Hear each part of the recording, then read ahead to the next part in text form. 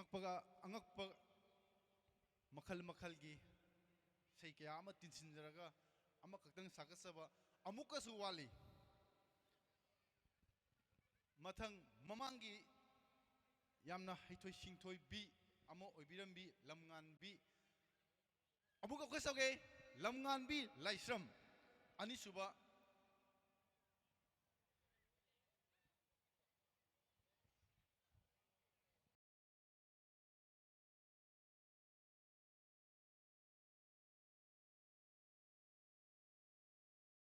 Poina muktanga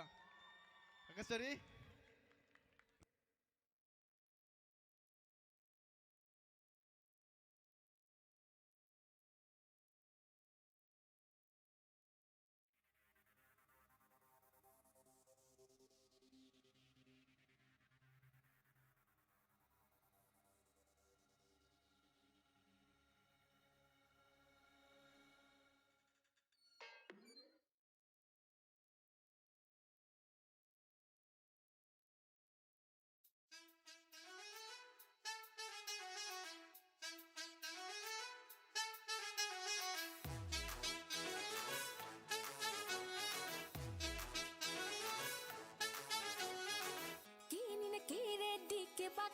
ke thoke lang ni na lang le di ining te kai lang thoke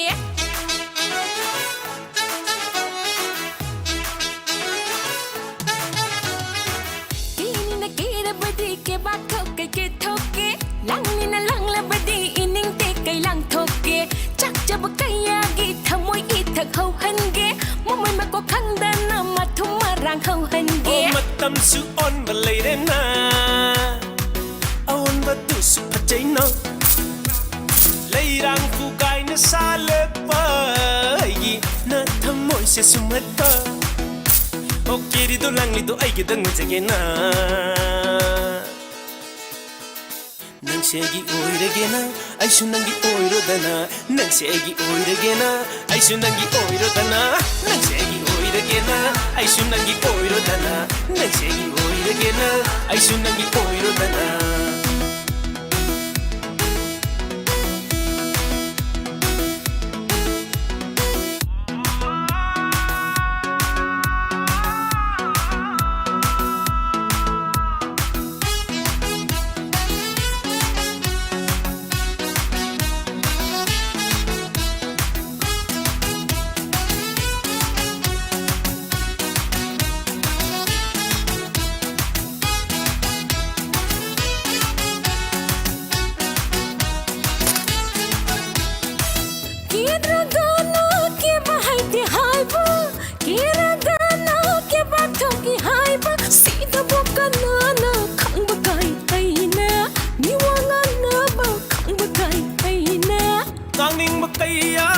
Sab kaya awada pa sab su kaya ithau taur loire miwa ta loire ithau taur loire miwa ta loire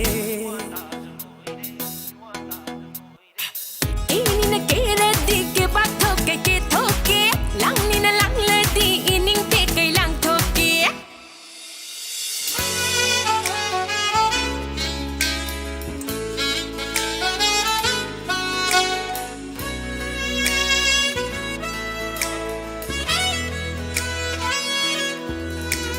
Soy bulawi hey nangi wa hay se soy bulawi hey nangi na daw se pangyayari khan masu mapatte da thar ke zalan sa basida yani khan denu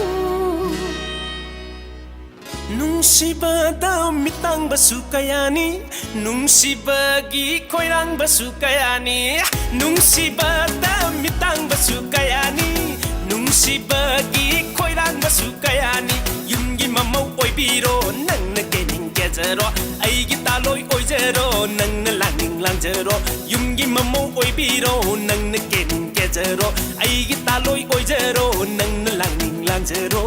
Ay sinangi oi da tana nayum da thabiro tana Ay sinangi oi da tana nayum da thabiro tana Nang segi oi da gena ay sunangi oi da tana Nang segi oi da gena ay sunangi oi da tana Nang segi oi da gena ay sunangi oi da tana Nang segi oi da gena ay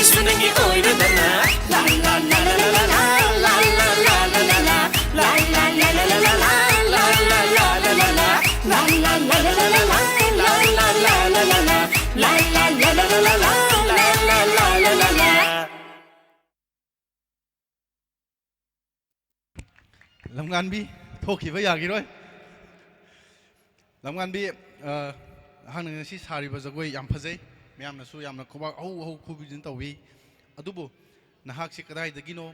ma baba gi ming kawi haibado nang yam mate matiam thamam आगे Ming लंगाम भी कवे कोई बागी मम्मिंग न जाती सो कवे अगर माई मम्मिंग न कोंडम भी कवे आई क्लास न 3 का 4 का तो आई मदाम पोक्ते गिने lamganbi nahak ngasi ubasina anirak subani ai kadai dano dance amasu ugre adubu myam udo myam yarom ngani nahak siu film kya da yaugre haibagi ai kigat langda ahamun ugre adu kigalangi nahakna kamai tau na kigalang kumak kibano kigalangi dialogue matem to beram yara thank you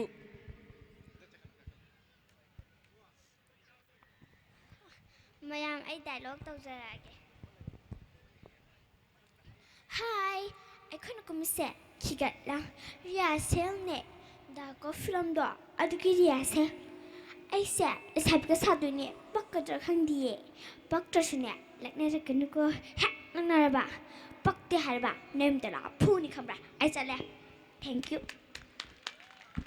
you lamganbi mahaki ladiba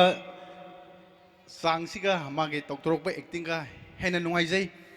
sinataba atopa amaga tawbo yaribra yenge yani hai ye toro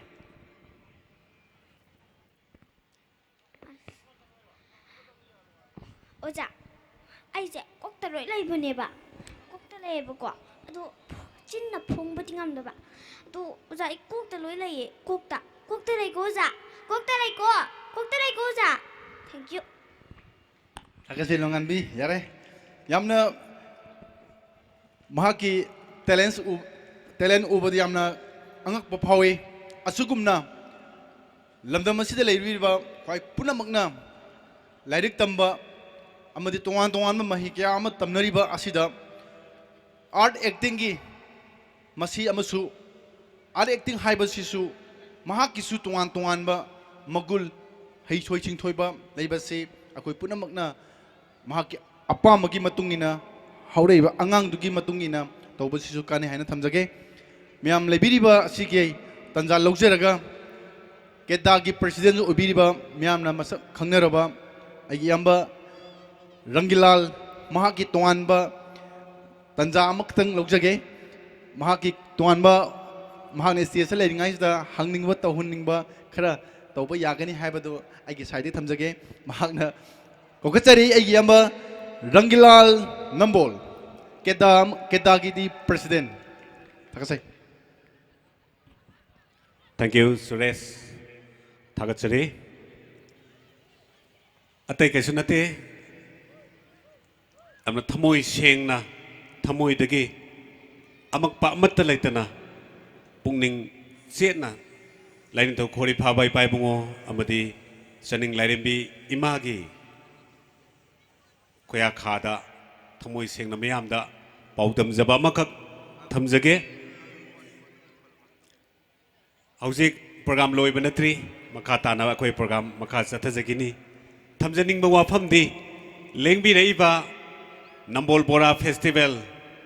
Kedana Sinjariba Nambol Bora Festival si mayam hauzik phaugi chang asida haita sinjabani mapung phaba kana su leite akoina hena phaja ningba nungai haningba adumba kaya di lei adugu karigumbada madugi ningba thungdaba pendaba kaya amasu yaubiramgani yau phanamak yaubiragasu madu punamakto kanglei eco development Keta samsambida Keta gi maikai dagi myam punamak-tagi sojok nijari Nambol Bora Festival 2020 pungning da kari phaubi bage myam kannam ta laubiro thank you myam gi sojok na akoi Nambol Bora Festival se mai pak na nimit nipani chomna pangthok saba ngamjage lengbirei be khwai punamak na sojok pinabiu Nambol Bora ngasidi Nambol Kaithen manungda uramaroi ngasigi festival asida loinamak imai bel sing ise nem sing loinamak thokpiraktuna saruk yabiri makhoigidamaktani iramdam nambol maikai asida atop atop lam kaya kaya dagi lam koiba lakpa tourist kaya gi lambi line oiriba iraipak iramdam asigi manung chalna leiriba nambol khungang asida bora gi mahau tangbiraga amadi bora bu koidana sabiraga kitang haidaraga Japan gi war memorial adu waterfall laimram da leiriba adu loinana kaibul lamjau thanga sendra tourist line asuki matik marang kaina leiriba aikoigi tidim line masida mayamna manipur gi kachin koya sin mathungna khangnabiraba nambol bora se tourist singna aikoi manipur gi orasu outside ki mi orasu lambi sida laaga nambol bora sabiraga hanbi khiba matamda nambol market tagi karima kharadang orasu adongi nambol da salui haibagi kudo loina yumda tambiramnaba adumba pochak amam tangdi leibiraga hanbi kho nambol maikai bu nungsibiu pungning thogat biu handaki sehi esina ahanba festival nambol bora festival si pangthok saba haujabani mathangi sehi dasu ngasi matam masimakta da season asimakta da koi miyamda nambol bora festival pangthok janabagi damakta sem sajari punamak lengbi reiba khwai punamaki thaujal minungsi amadi makogi sojok tigi matungi nai koina pangthok jaba ngamjagadori bani pungning changna hena thamoi sokna thamjaning ba wafamdi aikoina yamna ningma thungjadaba laita laita sinjabanina aikogi awal apap mayam ama lei aikogi sonjaba mayam ama lei madu punamak to lengbi reiba khwai punamangna akoi kubak changjok tara lona ngakpiyu haiba wafam sinatana atai karisu upai lejade mathangi sehi dati mayamna pambadumak phangba ngamnana bai koi isor khormaga isorani si khormaga koi kana hona jage haiba wafam se koi kedda gi maikai dagi aigi warol se mayamda nolok chabaga loina thamjari hojiti makha taba program gi damak aigi nuksiraba inau kedda gi joint secretary inau suresh damuk microphone si sinajage thank you punamukpu kurumjari fagi fuba miyam ne tudo hinduna khangbiraba ngasidi kedagi achouba thokdang lobiriba nungsijaraba aigi yamba ranglalna yamna fajaba wakhalon magi puning thoiba wakhalon mya apun magi oiba wakhalon tambiramba hainingai dan thagasai hojik ground asigi manung dagi nupi na paiba mani bag ama khulle haribasi akoigi stone phambiriba sijarba yamba makhangna akoida sinajabani ado aina lawringai maraksida mapu adum tholai somda leibire ado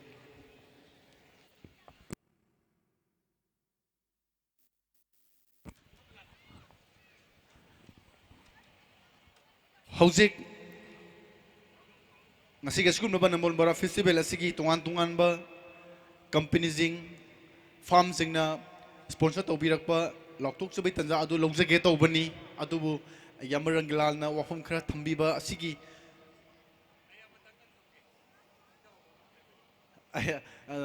yamba sigi sithauba amakatang leire hai adu magi sithariba si phagira kaino habda amtang aminasi phagi ne haiba suyai aduga serious oina ti lobi ganu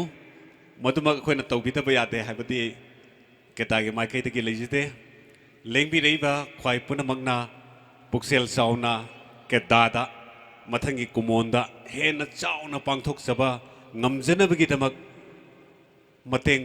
pangbiba kaya haujiksu lai aduna marakasida khogi nambol bora festival asi mapung phan bigani haduna lamlam kaya dagi lakpiriba khwai punamagna mateng pangbining ba yauragadi kedagi thong launa hangdok charaga thamjari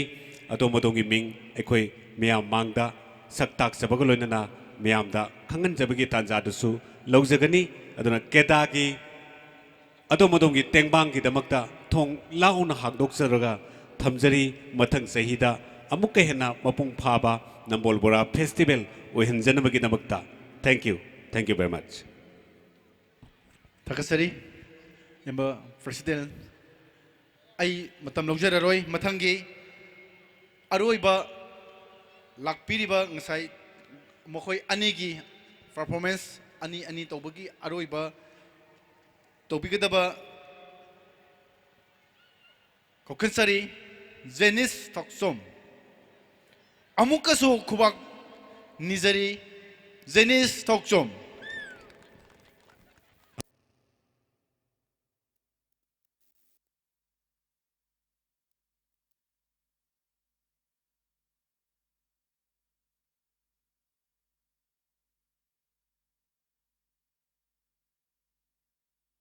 Numito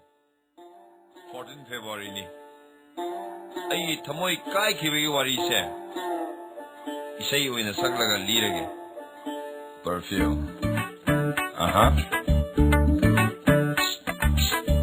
perfume should chaiba angam gulab amma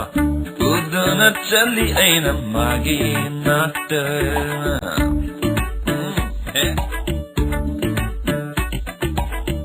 perfume should chaiba angam gulab amma udana chali aina magi natta Fong puba shu ikai rubana dagi dong da put lon duna lon laga pui aina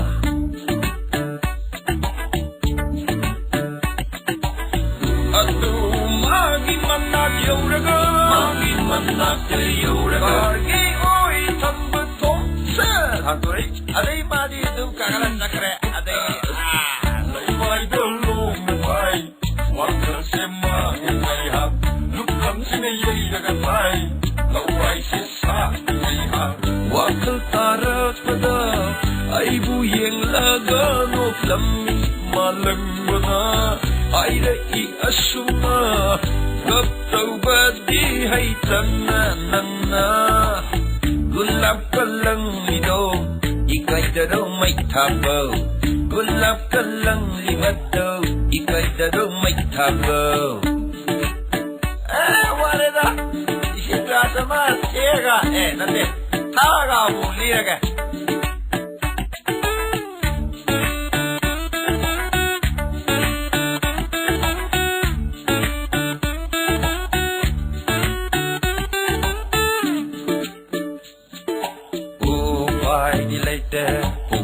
Hogala I aisu upai ilaite upek hogala I aisu samna chatsava misu I know the yeng laga nobly buitaning me itanta samna chatsava misu I know the yeng laga nobly buitaning me itanta daina fam kam daina gulab tolam tohi daina fam khande aina gulab tolam tohi aibu yeng laga amuk sunok lami malang bagmana aira I asuma kapto badi hai tana nangna gulab kalang do ikai daro mai thabau gulab kalang do ikai daro mai thabau masini aigi thamoi kai khibagi aten mawari adudagi aisu thamoi kai duna dum lehore aduna ne mayang wakal tabiu ko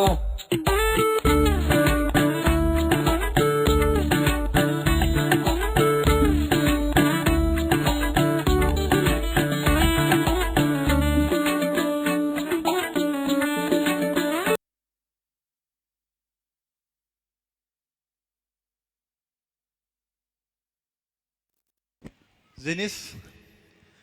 lamngan bi gum ba wahang khara tengah kalau Zenis nak kadai dagino ima baba ming kau mi kai kawi hai ba mayam masi aina di khange adu mayam di khangamoy adu amtang hairamo ko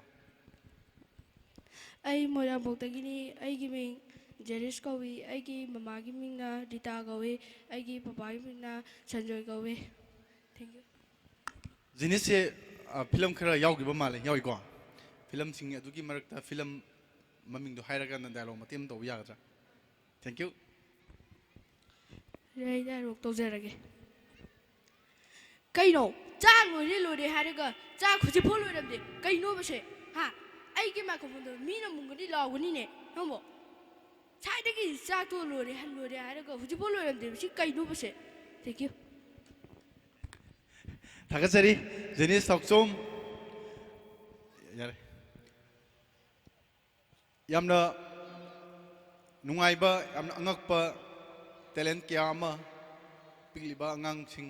ꯁꯤꯅ ꯎꯠꯄꯤꯔꯝꯕꯒꯤꯗꯃꯛꯇ ꯍꯥꯏꯅꯤꯡꯉꯥꯏꯗꯅ ꯊꯥꯒꯠꯆꯔꯤ. ꯉꯁꯤ ꯅꯝꯕꯣꯜ ꯕꯣꯔꯥ festival ꯅꯝꯕꯣꯜ ꯕꯣꯔꯥ ꯍꯥꯏꯕꯗꯤ ꯀꯩꯊꯦꯜ ꯃꯅꯨꯡꯗ ꯐꯝꯂꯤꯕ ꯏꯃꯥ ꯏꯕꯦꯜꯁꯤꯡꯒꯤ ꯑꯩꯒꯤ ꯑꯣꯏ ꯊꯪꯕꯗ ꯃꯤꯌꯥꯝꯒꯤ ꯌꯦꯠ ꯊꯪꯕꯗ ꯂꯩꯔꯤꯕ ꯄꯔꯦꯡ ꯑꯁꯤ ꯅꯝꯕꯣꯜ ꯕꯣꯔꯥ ꯒ꯭ꯔꯨꯞ ꯑꯗꯨꯒꯤ ꯈꯨꯗꯤꯡꯃꯛ ꯊꯣꯛꯄꯤꯗꯨꯅ ꯅꯝꯕꯣꯜ ꯕꯣꯔꯥ ꯑꯁꯤꯗ ꯉꯁꯤꯒꯤ ꯐꯦꯁꯇꯤꯚꯦꯜ ꯑꯁꯤ ꯌꯥꯎꯕꯤꯔꯤꯕꯅꯤ. ꯍꯥꯏꯔꯤꯕ ꯅꯝꯕꯣꯜ ꯕꯣꯔꯥ ꯐꯦꯁꯇꯤꯚꯦꯜ ꯑꯁꯤꯒꯤ ꯃꯅꯨꯡꯗ ꯀꯩꯊꯦꯜ ꯃꯅꯨꯡꯗ ꯅꯝꯕꯣꯜ ꯕꯣꯔꯥ ꯍꯧꯖꯤꯛꯃꯛ ꯅꯨꯃꯤꯠ 9ꯅꯤ ꯑꯁꯤ ꯍꯧꯖꯗ꯭ꯔꯦ. ꯃꯔꯝꯗꯤ ꯅꯝꯕꯣꯜ ꯕꯣꯔꯥ ꯑꯁꯤꯒꯤ ꯃꯁꯛ ꯑꯁꯤ ꯉꯁꯤꯒꯤ ꯃꯅꯤꯄꯨꯔꯅ ꯈꯪꯅꯔꯤꯕ ꯃꯒꯨꯟ ꯑꯁꯤ ꯃꯥꯡꯊꯈꯤꯕꯒꯨꯝ ꯇꯧꯕꯒꯨꯝ ꯇꯧꯔꯛꯄ ꯑꯁꯤꯗ ꯅꯝꯕꯣꯜ ꯕꯣꯔꯥꯒꯤ ꯃꯥꯒꯤ ꯃꯒꯨꯟ ꯑꯁꯤ ꯍꯦꯟꯒꯠꯅꯕꯒꯤ ꯄꯥꯟꯗꯝꯗ ꯅꯝꯕꯣꯜ ꯕꯣꯔꯥꯗ ꯐꯣꯀꯁ ꯇꯧꯖꯔꯛꯄ ꯇꯣꯉꯥꯟ ꯇꯣꯉꯥꯟꯕ ꯋꯥꯈꯜꯂꯣꯟꯗ ꯅꯝꯕꯣꯜ ꯕꯣꯔꯥ ꯆꯥꯕ ꯂꯥꯛꯄꯗ ꯇꯣꯉꯥꯟ ꯇꯣꯉꯥꯟꯕ ꯕꯖꯥꯔ ꯑꯁꯤꯒꯤ ꯀꯩꯊꯦꯜ ꯑꯁꯤꯒꯤ ꯐꯖꯕ ꯑꯁꯤꯕꯨ ꯈꯔꯗꯪ ꯑꯣꯏꯔꯕꯁꯨ ꯃꯦꯟꯈꯠꯄ ꯌꯥꯅꯕꯒꯤ ꯄꯥꯟꯗꯝꯗ ꯀꯪꯂꯩ ꯏꯀꯣ ꯇꯨꯔꯤꯖꯝ ꯗꯤꯕꯂꯞꯃꯦꯟ ꯑꯦꯁꯣꯁꯤꯌꯦꯁꯟ ꯀꯦꯗꯥ ꯅꯝꯕꯣꯜꯅ ꯑꯍꯥꯟꯕ ꯏꯀꯣ ꯇꯨꯔꯤꯖꯝ ꯍꯥꯏꯕꯒꯤ ꯋꯥꯈꯜꯂꯣꯟꯗ ꯀꯦꯗꯥꯅ ꯕꯣꯔꯥꯗ ꯐꯣꯀꯁ ꯇꯧꯖꯔꯒ ꯕꯣꯔꯥ ꯐꯦꯁꯇꯤꯚꯦꯜ ꯑꯁꯤ ꯄꯥꯡꯊꯣꯛꯆꯕꯅꯤ. ꯃꯔꯝ ꯑꯁꯤꯅ ꯅꯝꯕꯣꯜ ꯕꯣꯔꯥ ꯐꯝꯕꯤꯔꯤꯕꯤ ꯏꯁꯇꯣꯟ ꯈꯨꯗꯤꯡꯃꯛꯀꯤ ꯇꯣꯉꯥꯟꯕ ꯑꯩꯈꯣꯏꯅ ꯁ꯭ꯄꯦꯁꯤꯑꯦꯜ ꯑꯩꯈꯣꯏꯅ ꯀꯝꯄꯤꯇꯤꯁꯟ ꯑꯃꯈꯛ ꯊꯝꯖꯔꯤ. ꯍꯥꯏꯔꯤꯕ ꯀꯝꯄꯤꯇꯤꯁꯟ ꯑꯁꯤ ꯑꯩꯈꯣꯏ ꯁꯨꯃꯥꯏꯅ ꯇꯧꯔꯒ ꯁꯨꯝꯕ ꯃꯑꯣꯡꯗ ꯍꯧꯔꯒ ꯑꯁꯨꯝꯅ ꯇꯧꯔꯕꯗꯤ ꯀꯝꯄꯤꯇꯤꯁꯟ ꯌꯥꯎꯕ ꯌꯥꯒꯅꯤ ꯍꯥꯏꯕꯒꯤ ꯊꯝꯖꯗꯦ. ꯑꯩꯈꯣꯏ ꯃꯇꯧ ꯀꯔꯝꯅ ꯍꯥꯏꯔꯤꯕ ꯀꯝꯄꯤꯇꯤꯁꯟ ꯑꯁꯤ ꯊꯝꯃꯤꯕꯅꯣ ꯍꯥꯏꯕꯗꯨ ꯍꯌꯦꯡ ꯂꯣꯏꯕ ꯅꯨꯃꯤꯠꯀꯤ ꯄꯨꯡꯖꯥ ꯑꯁꯤꯒꯤ ꯇꯥꯟꯖꯥ ꯑꯁꯤꯒꯤ ꯈꯨꯗꯣꯡꯆꯥꯕ ꯂꯧꯖꯔꯀꯥꯟꯗ ꯃꯗꯨꯒꯤ ꯐꯥꯔꯁ ꯁꯦꯀꯦꯟ ꯊꯥꯔ ꯂꯥꯎꯊꯣꯛꯆꯒꯅꯤ. ꯃꯔꯝ ꯑꯁꯤꯅ ꯅꯝꯕꯣꯜ ꯕꯣꯔꯥꯒꯤ ꯏꯃꯥ ꯏꯕꯦꯜꯁꯤꯡ ꯏꯆꯦ ꯏꯆꯜꯁꯤꯡꯅ ꯕꯣꯔꯥ ꯍꯧꯔꯤꯕ ꯑꯗꯨ ꯌꯥꯝꯅ ꯀꯔꯝꯕ ꯃꯑꯣꯡꯗ ꯀꯃꯥꯏꯅ ꯇꯧꯗꯨꯅ ꯀꯝꯄꯤꯇꯤꯁꯟ ꯑꯁꯤ ꯂꯦꯞꯀꯗꯧꯔꯤꯕꯅꯣ ꯍꯥꯏꯕꯗꯨ ꯑꯩꯈꯣꯏ ꯏꯁꯥꯅ ꯄꯨꯛꯅꯤꯡꯗ ꯃꯨꯟꯅ ꯈꯟꯊꯔꯦ ꯍꯥꯏꯔꯒ ꯐꯦꯁꯇꯤꯚꯦꯜ ꯑꯁꯤꯒꯤ ꯀꯝꯄꯤꯇꯤꯁꯟ ꯑꯁꯤ ꯌꯥꯎꯕꯤꯌꯨ. ꯉꯁꯤꯃꯛꯁꯨ ꯖꯨꯔꯤ ꯃꯔꯛꯇ ꯏꯁꯥꯒꯤ ꯏꯁꯇꯣꯟ ꯃꯔꯛꯇ ꯂꯣꯏꯅꯃꯛ ꯆꯪꯗꯨꯅ ꯀꯝꯄꯤꯇꯤꯁꯟ ꯑꯁꯤꯒꯤ ꯉꯁꯤꯗꯒꯤ ꯍꯧꯔꯀꯥꯟꯗ ꯑꯩꯈꯣই ꯏꯁꯥꯒꯤ ꯄꯣꯏꯟꯠ ꯂꯧꯕ ꯍꯧꯈ꯭ꯔꯕꯅꯤ. ꯃꯔꯝ ꯑꯁꯤꯅ ꯅꯝꯕꯣꯜ ꯕꯣꯔꯥ ꯐꯝꯕ ꯌꯥꯎꯕꯤꯔꯤꯕ ꯏꯆꯦꯜ ꯏꯃꯥ ꯏꯕꯦꯜꯁꯤꯡꯅ ꯃꯨꯟꯅ ꯑꯃꯨꯛꯇꯪ ꯈꯟꯊꯕꯤꯔꯒ ꯍꯥꯏꯔꯤꯕ ꯑꯁꯤꯒꯤ ꯀꯝꯄꯤꯇꯤꯁꯟ ꯑꯁꯤꯒꯤ ꯐꯥꯔꯁ ꯄꯣꯖꯤꯁꯟ ꯁꯦꯀꯦꯟ ꯄꯣꯖꯤꯁꯟ ꯂꯧꯅꯕꯒꯤ ꯄꯥꯟꯗꯝꯗ ꯌꯥꯝꯅ ꯑꯐꯕ ꯃꯑꯣꯡꯗ ꯃꯤꯌꯥꯝꯅ ꯅꯨꯡꯁꯤꯒꯗꯕ ꯃꯑꯣꯡ ꯇꯥꯅ ꯍꯧꯅꯕ ꯇꯣꯉꯥꯟ ꯇꯣꯉꯥꯟꯕ ꯋꯥꯈꯜꯂꯣꯟꯗ ꯄꯨꯛꯅꯤꯡ ꯆꯪꯂꯦ ꯍꯥꯏꯔꯒ ꯕꯣꯔꯥ ꯍꯧꯕꯤꯌꯨ ꯍꯥꯏꯗꯨꯅ ꯊꯝꯖꯔꯤ. ꯃꯔꯨ ꯑꯣꯏꯅ ꯅꯝꯕꯣꯜ ꯕꯣꯔꯥꯗ ꯑꯩꯈꯣꯏꯅ ꯐꯣꯀꯁ ꯇꯧꯖꯔꯤꯕ ꯑꯥꯏꯇꯦꯝꯁꯤꯡꯗꯤ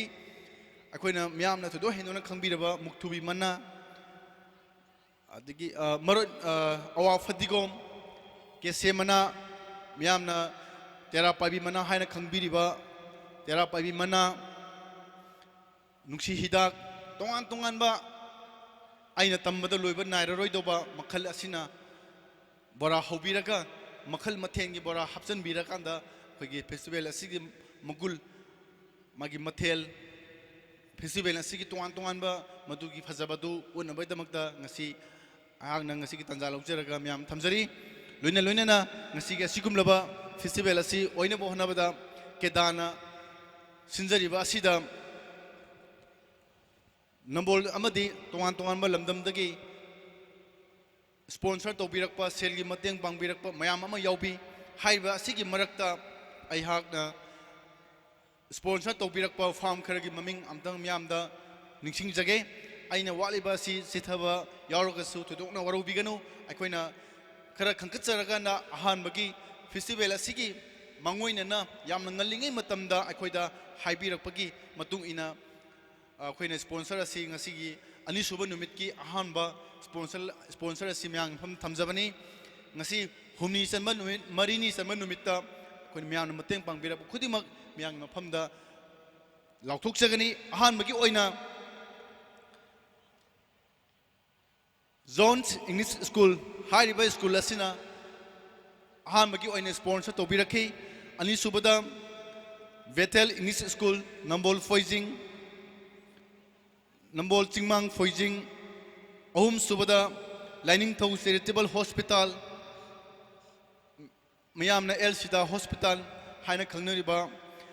ꯔꯣꯌꯦꯜ ꯕꯦꯡꯛꯒꯤ ꯑꯣꯄꯣꯖꯤꯠꯇ ꯂꯩꯕꯤꯔꯤꯕ ꯍꯣꯁꯄꯤꯇꯥꯜ ꯑꯁꯤꯅ ꯁ꯭ꯄꯣꯟꯁꯔ ꯇꯧꯕꯤꯔꯛꯏ ꯃꯔꯤꯁꯨꯕꯗ ꯒꯤꯜ ꯖꯣꯏꯂꯥ ꯃꯣꯇꯣꯔꯁ ꯏ ꯔꯤꯛꯁꯣ ꯁꯣꯔꯨꯝ ꯅꯝꯕꯣꯜ ꯕꯖꯥꯔ ꯃꯉꯥꯁꯨꯕꯗ ꯕ꯭ꯔꯥꯏꯇꯔ ꯏꯪꯂꯤꯁ ꯁ꯭ꯀꯨꯜ ꯅꯝꯕꯣꯜ ꯆꯤꯡꯃꯥꯡ ꯐꯣꯏꯖꯤꯡ ꯇꯔꯨꯛꯁꯨꯕꯗ ꯁ꯭ꯄꯦꯁꯦꯜ ꯔꯤꯒꯨꯂꯔ ꯏꯪꯂꯤꯁ ꯁ꯭ꯀꯨꯜ ꯅꯝꯕꯣꯜ ꯁꯕꯜ ꯂꯩꯀꯥꯏ ꯇꯔꯦꯠꯁꯨꯕꯗ ꯉꯁꯤꯃꯛ ꯑꯩꯅ ꯄꯥꯏꯔꯤꯕ ꯃꯥꯏꯀ꯭ꯔꯣꯐꯣꯟ ꯉꯥꯜꯂꯤꯕ ꯂꯥꯏꯠ ꯑꯁꯤꯒꯤ HS Enterprises Nambol Bazar Nipan Subada Gateway Enterprises Nambol Bazar Mapan Subada Pakhangba Construction Foijing Hariba Nasigi Ahanba Aina Lauktok Sabagi Hamanumi Asigi Makoi Farm Sing Asina Nalingai Matamdagi Hauduna Akoi the sponsor to Birtuna Nasigi Yamna Haita Senjariba Nambol Vara Festival Kedagi Kedabu Sibiduna sponsor to Birkiba Sigumlaba Enterprises Farm Singasina Yamna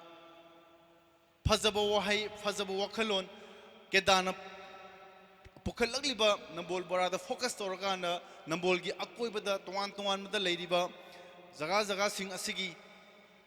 Faganabu Honabada Simitlonda Miambu increased Obada Kudimakpu Miang Tamzaraga Nambol Barada Ahamba Festival Asi Tamzabagi Festival Asida Yam Mamal Yamlaba sponsor Asu Asi Akoida Dogjarkiba Damakda Kedagi Makaitagi Nasi Aina Patok Sakiba Kaipuna Makpu Hana Takaza Funguk Seri. Thank you. Koi Makataba program Nasiko Inati Matang Sida Tinsanjare Luna Hayengi Humni Saman Numit Tang Taraga Nitoy Numil Asida Akoina program Amukdang Mayang Mapam the Ning Jage Puning Sana Amudang Tabio Nalinga Matamda Akoi sponsor Sing to Birakpa Amadi Tunganba social worker Sing Akoi the Selgi Matem Pibirakpa